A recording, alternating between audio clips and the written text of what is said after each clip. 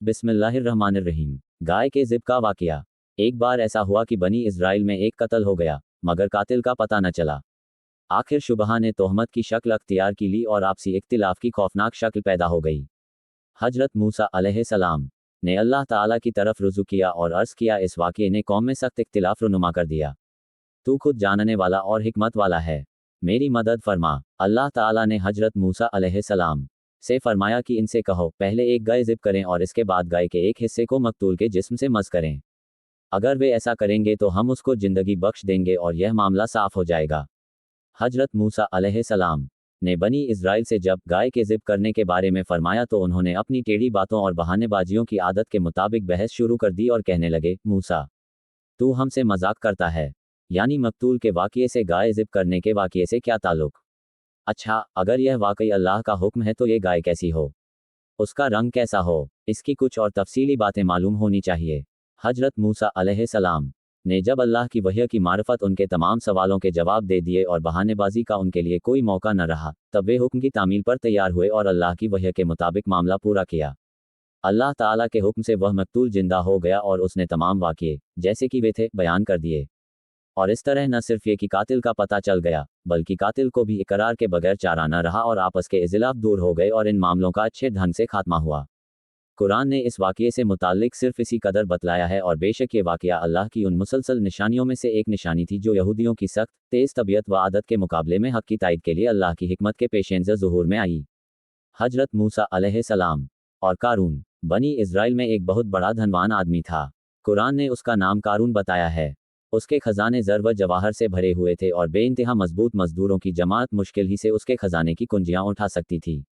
इस खुशहाली और सरमायादारी ने उसको बेहद मगरूर घमंडी बना दिया था। कारून दौलत के नशे में इस कदर चूर था कि वो अपने अजीज़ों, रिश्तेदारों और कौम के लोगों को हकीर और जलील समझता और उनसे हकारत के साथ पेश आता था।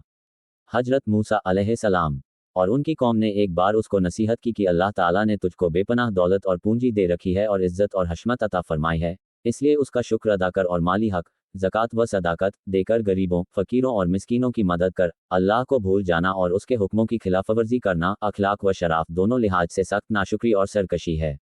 उसकी दी हुई इज्जत का बदला यह नहीं होना चाहिए कि तू कमज़ोरों और बूढ़ों को हकीर व जलील समझने लगे और घमंड और नफरत में चूर होकर गरीबों और अजीजों के साथ नफरत से पेश आए। अजीजों के साथ नफरत से पेश आए। कारून के अपने बड़े होने के जज्बे को हजरत मूसा अलैहिस्सलाम कि यह नसीहत पसंद न आई और उसने गुरूर भरे अंदाज में कहा, मूसा, मेरी ये दौलत व सरवत तेरे खुदा की दी हुई नहीं है, ये तो मेरे अक्ली तजुबों और इल्मी काविशों का नतीजा है। मैं तेरी नसीहत को मानकर अपनी दौलत को इस तरह बर्बाद नहीं कर सकता। मगर हजरत मूसा अलैहिस्सलाम बराबर तबलीग का अपना फ़र्ज अंजाम देते रहे और कारून को हिदायत का रास्ता दिखाते रहे। कारून ने जब ये देखा मूसा अलैहिस्सलाम किसी तरह पीछा नहीं छोड़ते तो उनको जज करने और अपनी दौलत व हशमत के मुजाहरे से मरूब करने के लिए एक दिन बड़े कर्र व फर्र के साथ निकला। हजरत मूसा अलैहिस्सलाम बनी इज़राइल के मजमे में अल्लाह का पैगाम सुना है कि कारून एक बड़ी जमात और ख़ास शान व शौकत और ख़जानों की नुमाइश के साथ सामने से गुजरा। इशारा ये था कि अगर हजरत मूसा अलैहिस्सलाम की तबलीग का ये सिलसिला यूं ही जारी रहा तो मैं भी एक भारी जत्था रखता हूँ और ज़र व जवाहर का भी मालिक हूँ, इसलिए इन दोनों हथियारों के जरिए मूसा अलैहिस्सलाम को हरा कर रहूंगा। बनी इज़राइल ने जब कारून की इस दुनियावी सरवत व अज़मत को देखा तो उनमें से कुछ आदमियों के दिलों में इंसानी कमज़ोरी ने ये जज्बा पैदा कर दिया कि वे बेचैन होकर ये दुआ करने लगे, ए काश ये दौलत व सरवत और अजमत व शौकत हमको भी नसीब होती।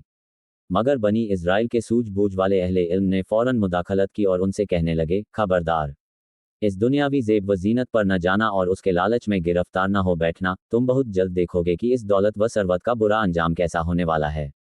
आखिरकार जब कारून ने किब्र व नखवत के खूब मुजाहरे कर लिए और हजरत मूसा अलैहिस्सलाम और बनी इज़राइल के मुसलमानों की तहकीर व तज़लील में काफ़ी से ज़्यादा जोर लगा लिया तो अब गैरते हक हरकत में आई और अमल का बदला के फितरी कानून ने अपना हाथ आगे बढ़ाया और कारून और उसकी दौलत पर अल्लाह का यह हटल फैसला सुना दिया, फलसफना बेही व बिदारिहिलज, हमने कारून को और उसके सरमाए को ज़मीन के अंदर धंसा दिया और बनी इज़राइल का आंखों देखते न गरूर बाकी रहा और न सामाने गरूर, सबको ज़मीन ने निगलकर इबरत का सामान मुहैया कर दिया।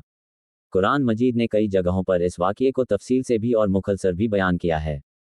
फिर हमने कारून और उसके महल को ज़मीन में घसा दिया, बस इसके लिए कोई जमात मददगार साबित न हुई जो अल्लाह के अजाब से उसको बचाए, और वह बेयार व मददगार ही रह गया। कसस 28-81 कारून का वाक़या कब पेश आया? तफसीर लिखने वाले उलेमा को इसमें तरहुद है कि कारून का वाकया कब पेश आया, मिस्र में फ़िरौन के गर्क होने से पहले या तीह के मैदान में फ़िरौन के गर्क होने के बाद। कुरान ने इस वाक़ये को फ़िरौन के गर्क होने से मुताल्लिक़ वाक़ियों के बाद किया है, इसलिए हमारे नज़दीक ये वाक़या तीह ही मैदान का है। इंशा अल्लाह उल अजीज अगले पार्ट में हम हजरत मूसा अलैहिस्सलाम और हजरत खिज़र के बारे में तफसील में जिक्र करेंगे। हमारे चैनल को लाइक करें और सब्सक्राइब करें।